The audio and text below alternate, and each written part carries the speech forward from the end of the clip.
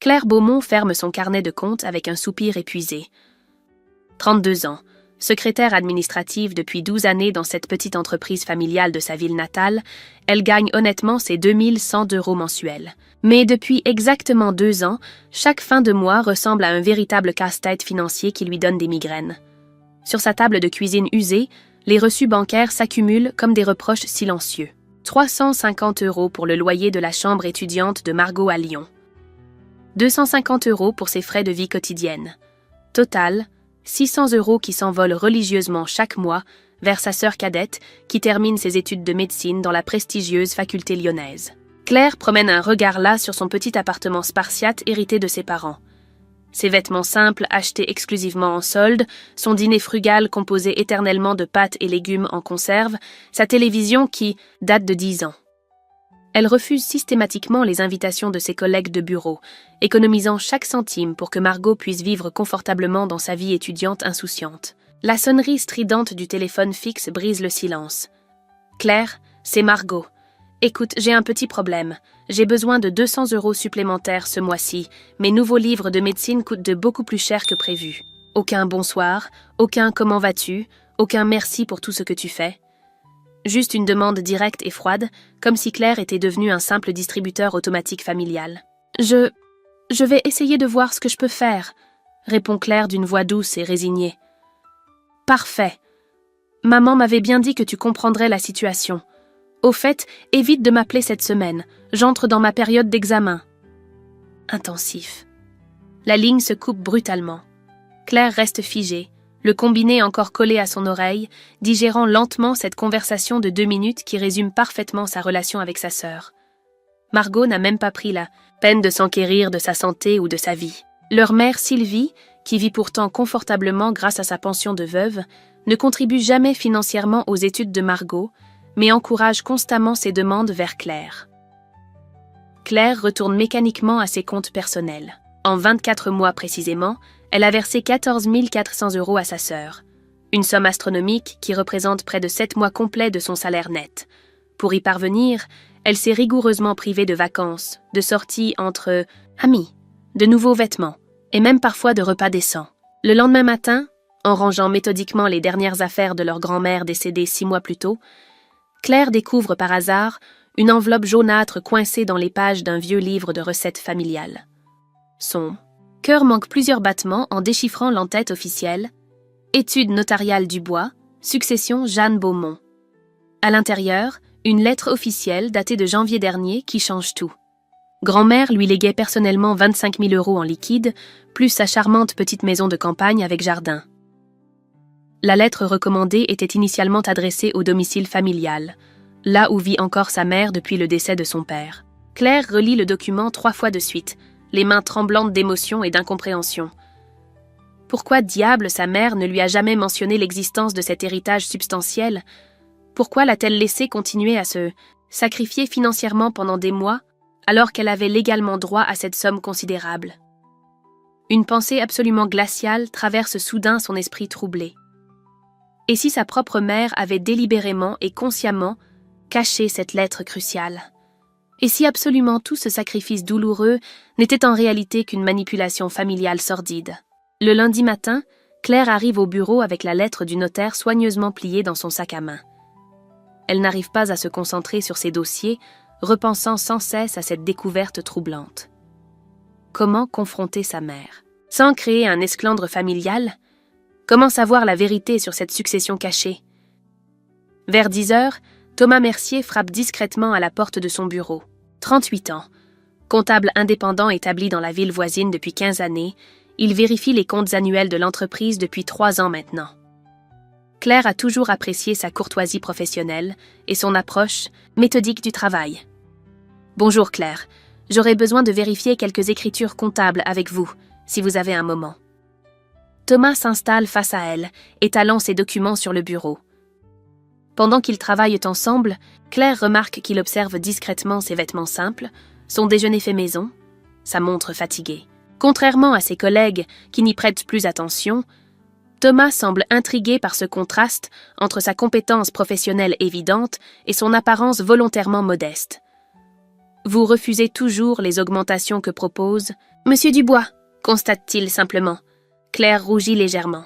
J'ai mes raisons personnelles. Je comprends.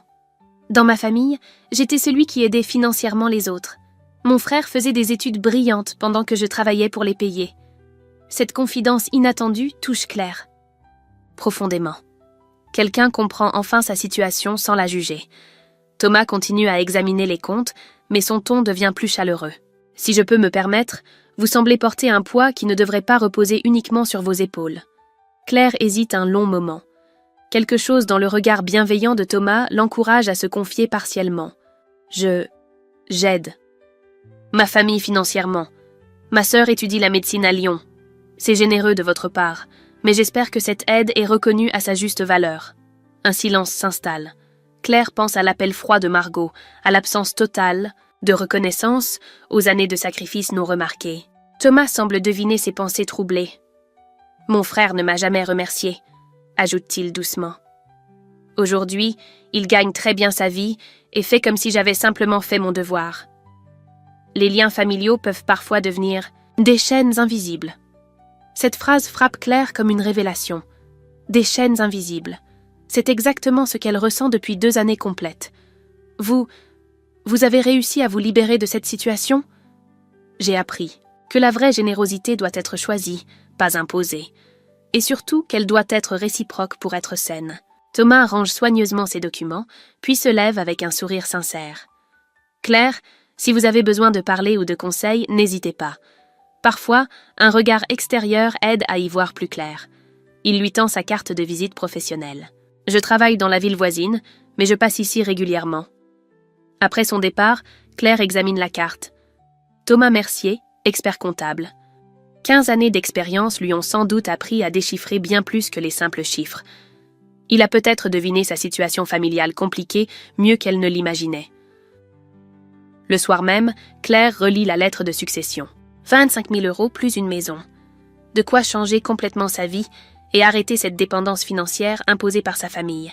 Mais d'abord, elle doit comprendre pourquoi sa mère lui a caché cet héritage, et peut-être que Thomas pourrait l'aider à démêler cette situation juridique complexe.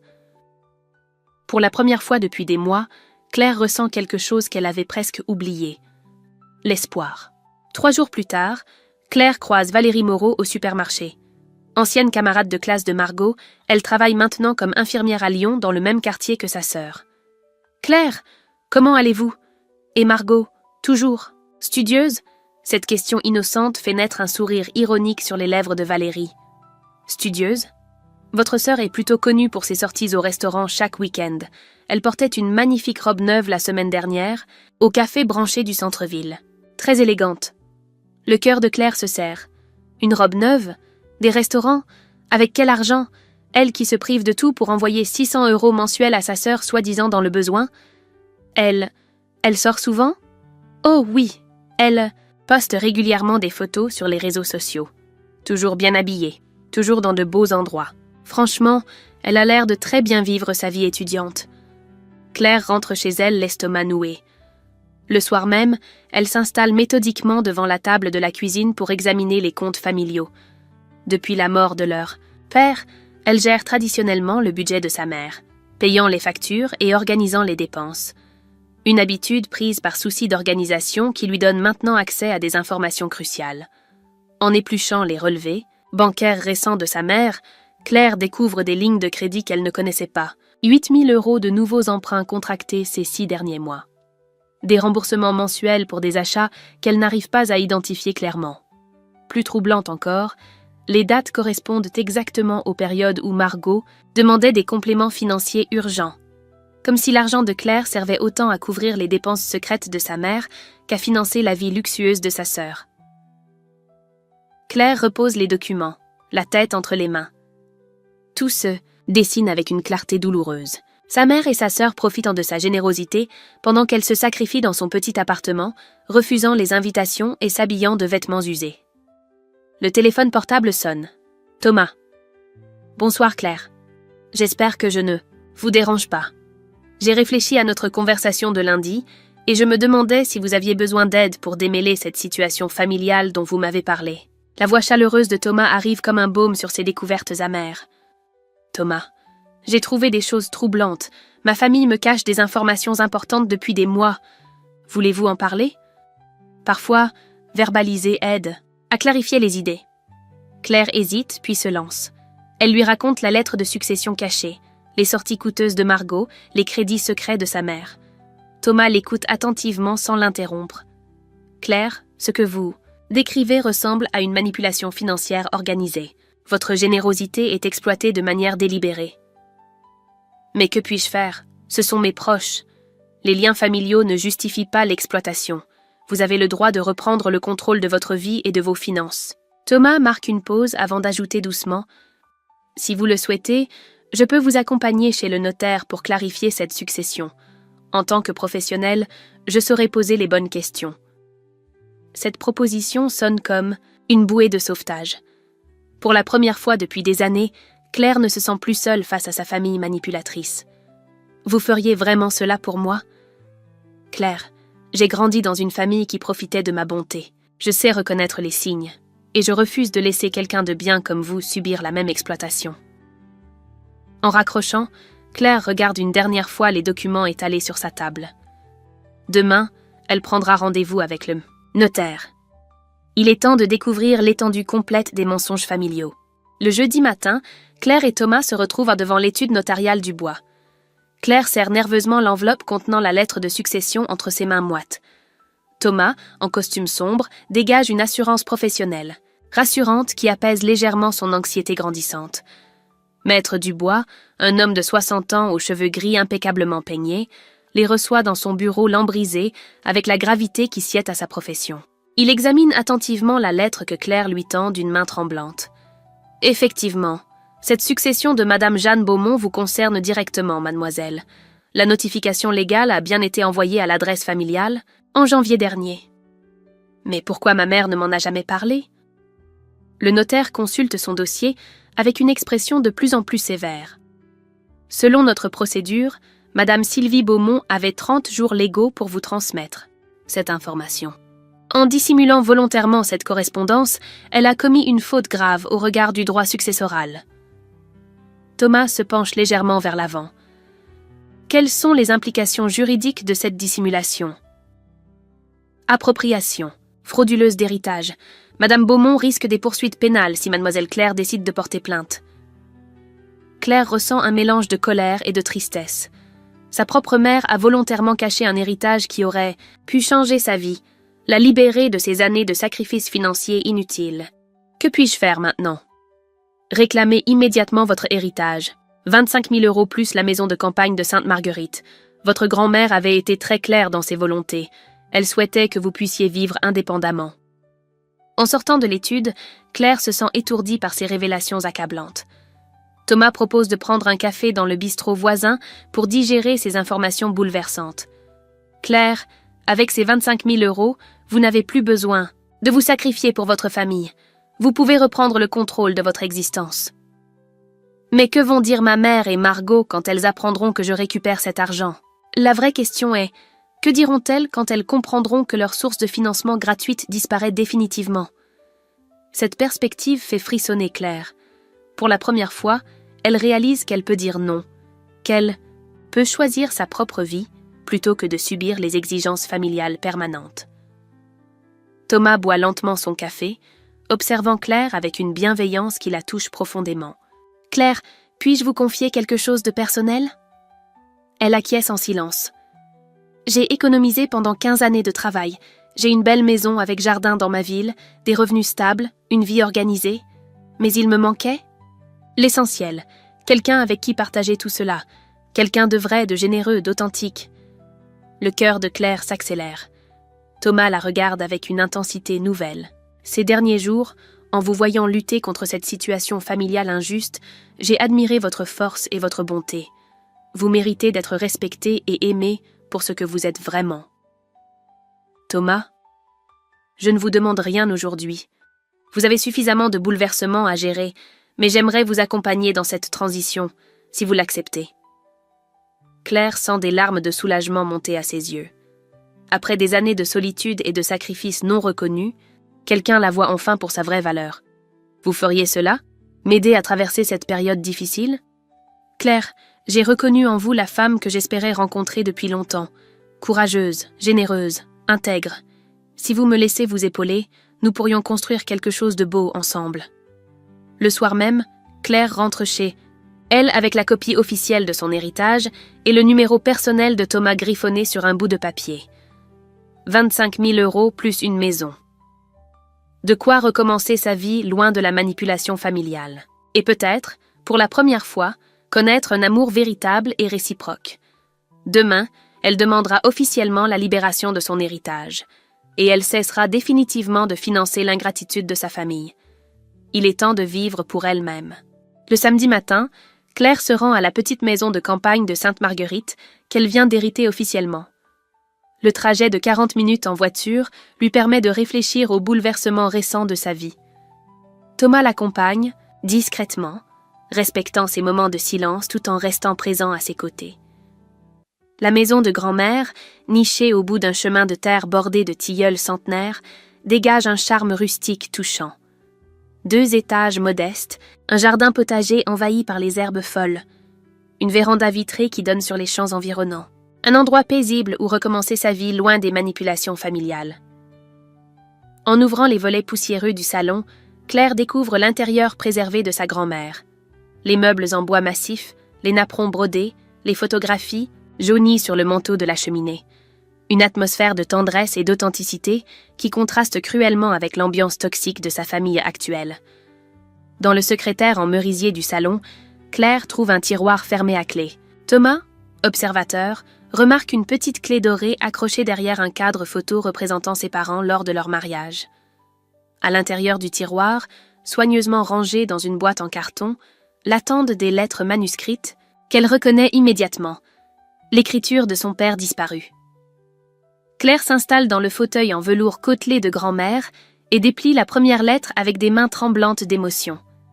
Datée de 3 mois avant la mort, subite de son père d'une crise cardiaque, cette correspondance révèle des vérités familiales douloureuses qu'elle n'avait jamais soupçonnées. « Ma chère maman, je vous écris car je ne peux plus supporter les mensonges de Sylvie. Depuis la naissance de Margot, elle a complètement changé. Elle manipule nos filles, favorise ouvertement la cadette et traite Claire comme une domestique, gratuite. Elle lui fait croire qu'elle doit tout sacrifier pour sa sœur parce qu'elle est l'aînée responsable. » Claire interrompt sa lecture, suffoquée par ces révélations posthumes. Son père avait remarqué la manipulation maternelle bien avant elle. Thomas s'approche respectueusement. « Voulez-vous que je vous laisse seule avec ces lettres ? » ?»« Non, restez s'il vous plaît, j'ai besoin de votre présence. » Elle continue sa lecture avec une détermination nouvelle. « Claire ressemble à vous, maman. Honnête, généreuse, authentique. Elle mérite d'être aimée pour elle-même, pas exploitée pour sa bonté. Si quelque chose m'arrive, protégez-la de sa mère. Sylvie transformera ma fille aînée en esclave familiale si personne ne l'en empêche. » Ces mots prophétiques glacent le sang de Claire. Son père avait prévu exactement ce qui s'est passé pendant toutes ces années de sacrifices silencieux. La lettre suivante révèle un secret encore plus choquant. Dans une enveloppe séparée, Claire découvre un brouillon de lettres jamais envoyées, écrites de la main de Margot et datées de l'année dernière. « Chère Camille, tu ne croiras jamais comme c'est facile de manipuler ma sœur. Maman m'a expliqué qu'il suffisait de jouer la carte de l'étudiante malheureuse et Claire sort immédiatement son portefeuille. Elle est tellement naïve qu'elle croit vraiment que j'étudie sérieusement. En réalité, je sors 3 fois par semaine et je m'achète tout ce qui me fait plaisir. Le plus drôle, c'est qu'elle se prive de tout pour moi alors que maman dit qu'elle le mérite bien après toutes les corvées qu'elle nous fait. » Claire laisse tomber la lettre, anéantie par cette cruauté calculée. Margot et sa mère la manipulent consciemment depuis des années, ricanant probablement de sa générosité aveugle. Thomas ramasse délicatement le papier et lit à son tour, son visage se durcissant de colère contenue. « Claire, cette lettre prouve que votre exploitation n'est pas accidentelle. C'est une manipulation organisée et assumée. Comment ai-je pu être aussi aveugle ? Mon propre père avait tout compris. » « Vous n'étiez pas aveugle. Vous aimiez sincèrement votre famille et vous leur faisiez confiance.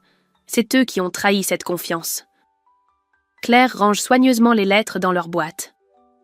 Ces preuves écrites de la manipulation familiale vont lui servir bientôt. Très bientôt. En quittant la maison de grand-mère, Claire sait exactement ce qu'elle va faire. Son père lui a montré la voie depuis l'au-delà, et Thomas lui donne la force de l'emprunter. Il est temps de confronter sa famille avec la vérité nue. Le dimanche soir, Claire prend une décision qui changera définitivement sa relation familiale. Assise dans sa cuisine, elle compose le numéro de sa mère avec une détermination nouvelle. Les lettres de son père et les preuves de la manipulation de Margot reposent devant elle comme autant de témoignages silencieux de son exploitation. « Maman, c'est Claire, il faut que je vous parle de quelque chose d'important. » « Qu'est-ce qui se passe encore? Tu as l'air tendue. »« J'ai pris une décision. Difficile. Je vais arrêter d'aider financièrement Margot pendant quelques mois. » Un silence glacial accueille cette annonce. Claire entend sa mère respirer fortement, signe d'une colère montante qu'elle connaît parfaitement. « Qu'est-ce que tu racontes? »« Margot compte sur toi. Elle est dans une période cruciale de ses études. »« Justement, Thomas et moi allons nous marier bientôt, et j'ai besoin d'économiser pour notre nouvelle vie ensemble. » Cette révélation provoque une explosion de rage maternelle que Claire n'avait jamais entendue avec une telle violence. « Te marier? Avec ce comptable de pacotille, tu perds complètement la tête. Tu as des responsabilités envers ta famille avant de penser à tes petites histoires d'amour. » Claire sent son cœur se serrer. Même l'annonce de son futur bonheur personnel déclenche uniquement de la colère chez sa mère. Aucune félicitation, aucune joie partagée. « Maman, j'ai sacrifié mes économies pendant 2 années entières. J'ai le droit de vivre ma propre vie maintenant. » Sacrifié? Tu as fait ton devoir. Après tout ce qu'on a fait pour toi quand tu étais petite, tu nous dois bien ça. Qui t'a nourri, logé, éduqué? Tu n'aurais même pas dû venir au monde si ton père et moi n'avions pas voulu d'enfant. Ces paroles cruelles confirment exactement ce que son père avait écrit dans ses lettres. Claire note soigneusement chaque phrase blessante dans son carnet personnel, constituant ainsi un témoignage écrit de cette manipulation émotionnelle. Le lendemain matin, Margot téléphone, avec une agressivité similaire. « Claire, qu'est-ce que c'est que cette histoire stupide? Maman m'a dit que tu voulais arrêter de m'aider? » « C'est temporaire, Margot. J'organise ma vie de couple et j'ai besoin de mes économies. »« Ta vie de couple? Tu plaisantes? Tu as 32? Vince, tu vis seule depuis des années, et maintenant tu veux jouer les jeunes mariés? Grandis un peu! » Claire encaisse ces mots comme autant de gifles verbales. Sa propre sœur réduit son bonheur naissant à une lubie ridicule. « Margot, j'espérais que tu comprendrais. » Comprendre quoi? Que tu deviens égoïste? Que tu nous abandonnes pour un homme que tu connais à peine? Si tu fais ça, Claire, tu ne me reverras jamais, je te le promets. Le chantage affectif ultime. Claire ferme les yeux, visualisant la lettre cynique de Margot découverte chez grand-mère. Sa sœur joue parfaitement son rôle de victime manipulatrice. Je ne veux pas te perdre, Margot, mais j'ai aussi le droit d'être heureuse. Ton bonheur, tu le trouveras en aidant ta famille, pas en courant après un homme qui te quittera dès qu'il aura eu ce qu'il voulait. En raccrochant, Claire tremble. De rage et de tristesse mélangées. Thomas, qui assiste discrètement à ces conversations douloureuses, s'approche pour la consoler.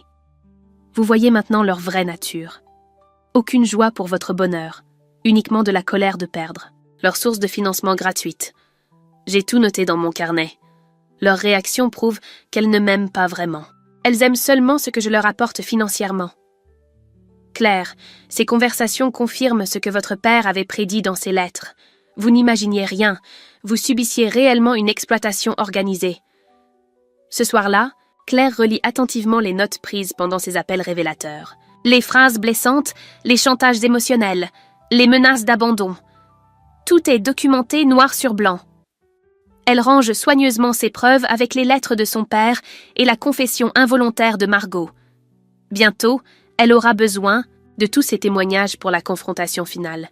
Car maintenant, Claire sait exactement qui sont vraiment sa mère et sa sœur. Et elles vont bientôt découvrir qui est devenue Claire. La femme forte qu'elle aurait toujours dû être.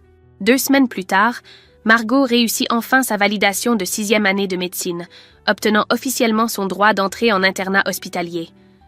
L'Université de Lyon organise une petite cérémonie de félicitations pour les nouveaux internes dans l'amphithéâtre principal de la faculté. Claire reçoit un appel bref et froid de sa mère. La cérémonie de Margot a lieu samedi à 15h. Tu peux venir si tu veux, mais ne crée pas d'esclandre avec tes histoires. Aucune invitation chaleureuse, aucune joie partagée. Juste une autorisation conditionnelle d'assister au succès de sa sœur, qu'elle a financé pendant 2 années entières. Claire prépare méticuleusement sa présence à cette cérémonie. Dans un élégant album photo acheté spécialement, pour l'occasion, elle glisse discrètement entre les pages de souvenirs familiaux tous les reçus bancaires de ses virements à Margot. 14 400 € de sacrifices documentés, classés chronologiquement avec une précision comptable implacable. Le samedi après-midi, Claire arrive seule à l'université lyonnaise. Thomas, respectueux de ce moment familial délicat, reste en retrait mais disponible par téléphone. L'amphithéâtre se remplit progressivement de familles endimanchées, rayonnantes de fierté pour leur futur médecin. Claire repère facilement sa mère et Margot au 3e rang. Sylvie porte une robe neuve visiblement coûteuse et Margot arbore un tailleur élégant qui a certainement nécessité plusieurs centaines d'euros d'investissement. Argent, qui provient indirectement des sacrifices de Claire. Quand la cérémonie officielle se termine, les familles se rassemblent dans le hall pour féliciter les nouveaux internes. Claire s'approche de sa sœur avec l'album photo, un sourire sincère illuminant son visage. « Félicitations, Margot, je suis vraiment fière de toi. » Elle tend l'album à sa sœur devant plusieurs autres familles présentes. « J'ai préparé un petit souvenir de notre parcours ensemble pendant tes études. » Margot prend l'album avec une gêne visible. Devant ses nouveaux collègues internes et leur famille bourgeoise, la présence de sa sœur, simple secrétaire, semble l'embarrasser profondément. Elle feuillette rapidement les pages sans vraiment regarder le contenu, pressée d'en finir avec cette situation inconfortable. « C'est gentil, Claire », marmonne-t-elle en refermant précipitamment l'album. Puis, voyant que Claire reste à côté d'elle, Margot perd patience.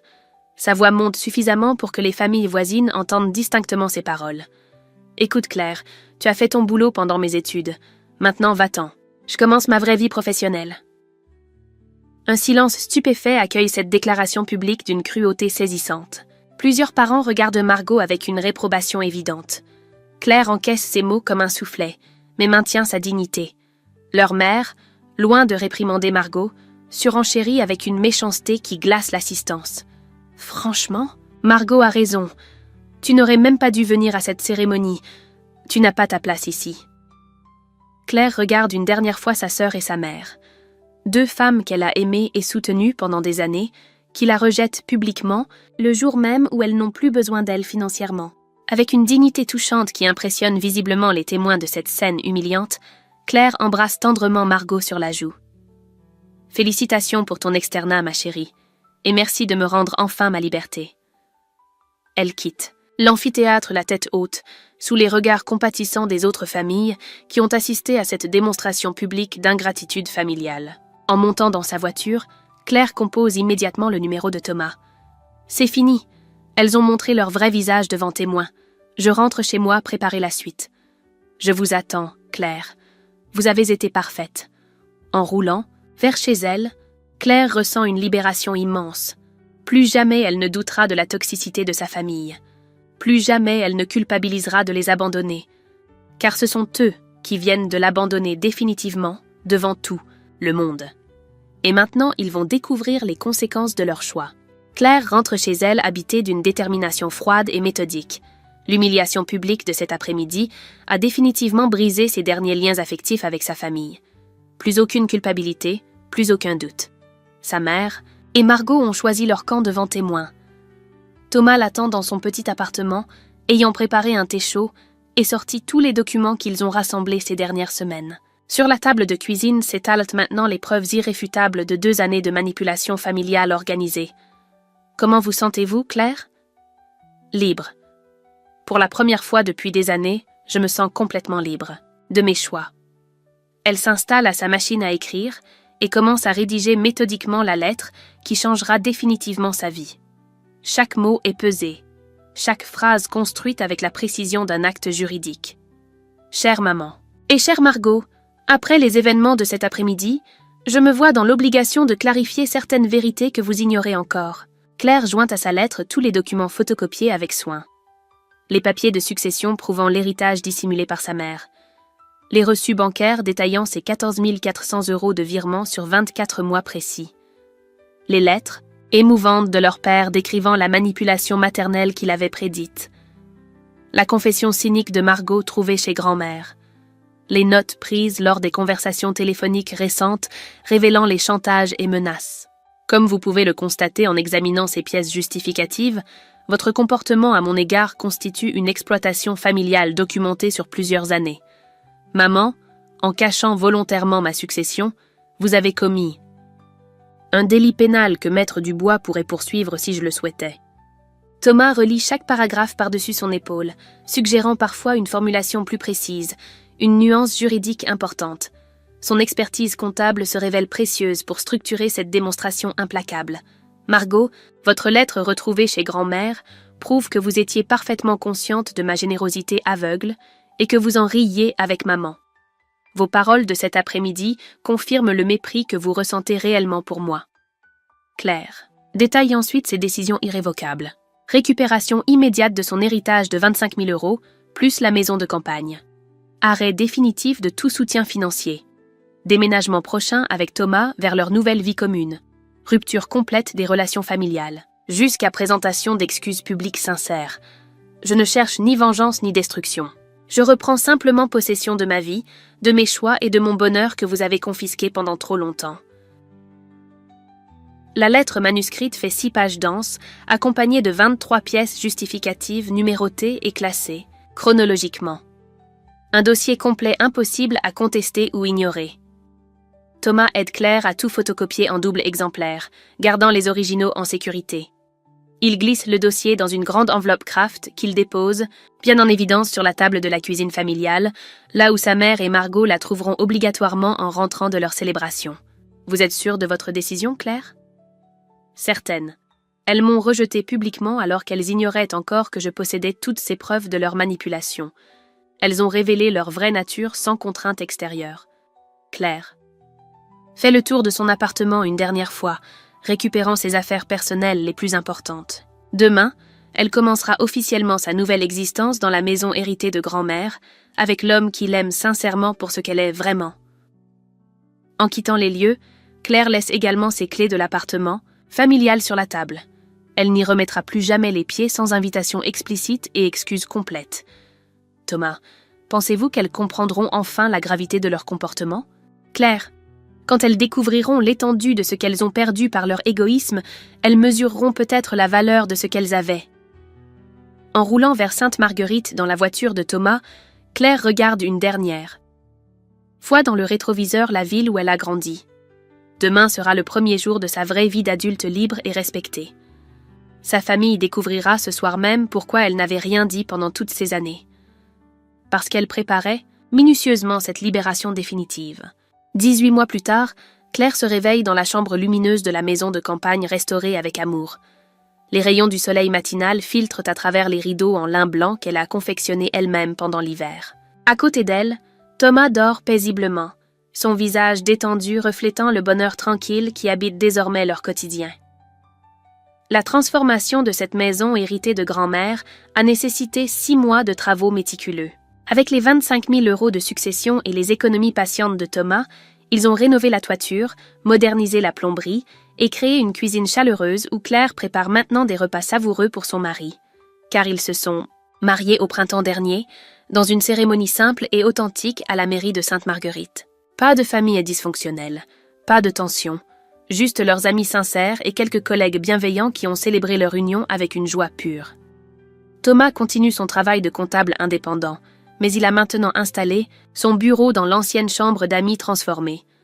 Les clients de la région apprécient sa compétence et son honnêteté, garantissant une clientèle stable qui permet au couple de vivre confortablement sans stress financier. Claire, elle, a trouvé un emploi de secrétaire à l'école primaire du village voisin. Les enfants l'adorent pour sa patience et sa gentillesse naturelle. Les parents la respectent pour son professionnalisme. Et l'équipe éducative apprécie sa discrétion efficace. Un travail épanouissant qui lui correspond parfaitement. Ce matin, particulier, Claire pose instinctivement sa main sur son ventre légèrement arrondi. Enceinte de 6 mois, elle rayonne d'une sérénité nouvelle. Après des années de sacrifices pour financer l'ingratitude familiale, elle va enfin créer sa propre famille avec un homme qui l'aime sincèrement. Les nouvelles de son ancienne vie lui parviennent occasionnellement par les ragots du village. Margot a commencé son internat hospitalier avec un salaire de 1200 € mensuels, apprenant enfin la valeur réelle de l'argent en partageant une chambre minuscule avec 3 autres internes. L'expérience lui enseigne rudement l'autonomie financière qu'elle n'avait jamais connue. Leur mère Sylvie a dû vendre quelques bijoux et réduire drastiquement son train de vie pour honorer ses remboursements de crédit. Elle vit maintenant dans un petit appartement social, gardant un profil bas dans la commune après que l'histoire de la succession dissimulée soit devenue publique. Ni Margot ni sa mère n'ont jamais tenté de reprendre contact avec Claire.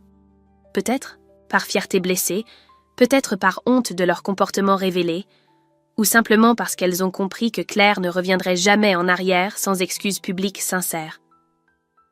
Thomas apporte à Claire le courrier matinal avec son café au lait habituel. Des nouvelles intéressantes aujourd'hui ? La confirmation de notre rendez-vous échographie de jeudi, et une facture de l'électricien qui a réparé l'éclairage de la cave. Ces détails quotidiens banals remplissent Claire d'un bonheur simple mais profond. Gérer son propre foyer, prendre ses propres décisions, organiser sa propre vie sans manipulation extérieure. Un luxe qu'elle savoure chaque jour. L'après-midi, en préparant la nurserie dans l'ancienne lingerie de grand-mère, Claire découvre, au fond d'un placard, une dernière lettre de son père qu'elle n'avait jamais trouvée. « Ma chère Claire, si tu lis ces mots, c'est que tu as enfin trouvé le courage de te libérer. Ta grand-mère et moi avons toujours su que tu étais destinée à une vie meilleure que celle que t'imposait ta famille. Sois heureuse, ma fille. Tu le mérites plus que quiconque. » Claire sourit en pliant délicatement cette bénédiction posthume. Son père et sa grand-mère continuent de veiller sur elle depuis l'au-delà, validant ses choix difficiles mais nécessaires. En fin de journée, Thomas et Claire se promènent main dans la main dans leur jardin potager où poussent les légumes, qu'ils consommeront cet hiver. Une vie simple, authentique, construite sur l'amour mutuel et le respect. Claire pose sa main libre sur son ventre en imaginant l'enfant qui grandira dans cette atmosphère saine, loin des manipulations et des chantages affectifs. Pour la première fois de sa vie, elle construit quelque chose uniquement pour elle-même. Et c'est exactement la vie qu'elle méritait depuis toujours. 2 ans après la rupture familiale, un dimanche de Pâques ensoleillé, Claire berce tendrement sa fille, Jeanne âgée de 3 mois dans le jardin fleuri de sa maison. Le prénom choisi honore la mémoire de sa grand-mère bien-aimée, celle qui lui a légué non seulement une maison, mais surtout la possibilité de se libérer. Thomas taille les rosiers grimpants près de la tonnelle qu'ils ont installée l'année dernière. Leur vie coule désormais dans une harmonie paisible, rythmée par les besoins simples de leur petite famille et les joies quotidiennes d'un amour authentique. Le portillon du jardin grince doucement. Claire lève les yeux et aperçoit une silhouette familière qui s'avance timidement dans l'allée de gravier. Margot, vêtue d'un simple jean et d'un pullover usé, porte dans ses mains un bouquet de fleurs sauvages cueillies manifestement sur le chemin. 2 années d'internat hospitalier ont visiblement transformé la jeune femme. Son visage fatigué témoigne des gardes nocturnes épuisantes et des responsabilités médicales écrasantes. Ses mains, autrefois soignées et manucurées, portent maintenant les traces du travail réel et des efforts constants. « Bonjour Claire », murmure-t-elle en s'arrêtant à distance respectueuse. Claire continue de bercer Jeanne sans répondre, observant cette sœur qu'elle n'a pas revue depuis la cérémonie humiliante de Lyon. Thomas pose ses sécateurs et s'approche discrètement, prêt à intervenir si nécessaire. J'ai économisé pendant 8 mois sur mon salaire d'interne. Margot sort de sa poche une enveloppe froissée qu'elle tend vers Claire avec des gestes hésitants. 2000 €, c'est tout ce que j'ai pu mettre de côté, mais je continuerai jusqu'à avoir remboursé les 14 400 € que tu as dépensés pour moi. Claire examine sa sœur cadette avec curiosité. Le temps et l'expérience difficile de l'autonomie financière ont manifestement opéré une transformation profonde chez cette jeune femme autrefois égoïste et manipulatrice. Pourquoi maintenant, Margot ? Parce que j'ai enfin compris ce que maman m'avait enseigné était monstrueux. Tu n'étais pas ma banque personnelle, tu étais ma sœur qui m'aimait, et moi, je t'ai traitée comme une domestique. Margot s'assoit, précautionneusement sur l'herbe fraîche, gardant ses distances mais montrant sa vulnérabilité nouvelle. L'hôpital m'a appris la valeur réelle des choses. Quand tu travailles 15 heures d'affilée pour gagner 40 €, tu comprends ? Enfin, ce que représente 600 € par mois offerts par amour. Claire berce toujours Jeanne, réfléchissant aux paroles de sa sœur. Thomas reste silencieux, respectant ce moment délicat de possible réconciliation familiale. Et maman? Maman refuse de reconnaître ses torts. Elle dit encore que tu as abandonné ta famille par égoïsme. Moi, j'ai relu ta lettre 100 fois. J'ai compris que c'est nous qui t'avions abandonné en premier. Margot essuie discrètement une larme qui coule sur sa joue amaigrie. Claire, je ne demande pas ton pardon immédiat. Je sais que je ne le mérite pas encore, mais je voudrais apprendre à redevenir ta sœur, si tu acceptes de m'enseigner comment faire. Cette humilité sincère touche profondément Claire. Elle se lève lentement, berçant toujours Jeanne et s'approche de Margot. Tu peux prendre le thé avec nous dans la véranda, mais j'ai des conditions non négociables. Lesquelles? Plus jamais de mensonges entre nous, plus jamais de manipulation ou de chantage, et surtout, du respect total pour mes choix de vie. Et ma famille? Je les accepte toutes. Thomas prépare discrètement le service à thé pendant que les deux sœurs s'installent dans la véranda ensoleillée. Claire présente sa fille à sa tante avec prudence mais sans hostilité. Elle est magnifique, chuchote Margot en contemplant le visage paisible de Jeanne. Comment as-tu choisi son prénom? En l'honneur de grand-mère, celle qui m'a donné les moyens de me libérer et de construire cette vie. Margot acquiesce en silence, comprenant parfaitement le symbole de ce choix. En fin d'après-midi, quand Margot repart vers sa petite chambre d'interne, Claire garde l'enveloppe froissée dans ses mains. Non pas pour l'argent qu'elle contient, mais pour ce qu'elle représente, un premier pas vers une relation familiale enfin saine et équilibrée. Thomas enlace tendrement Claire sur le seuil de leur maison. « Vous pensez qu'elle a vraiment changé ?» Le temps le dira, mais pour la première fois, j'ai vu ma vraie sœur, pas la marionnette de maman. Claire regarde Jeanne dormir paisiblement, dans ses bras. Sa fille grandira dans l'amour authentique, loin des manipulations et des chantages. Et peut-être, avec du temps et de la patience, elle aura aussi une tante qui l'aimera sincèrement. Le pardon n'efface pas le passé, mais il peut construire un avenir meilleur. Et Claire a enfin trouvé la paix de cœur qu'elle méritait depuis toujours.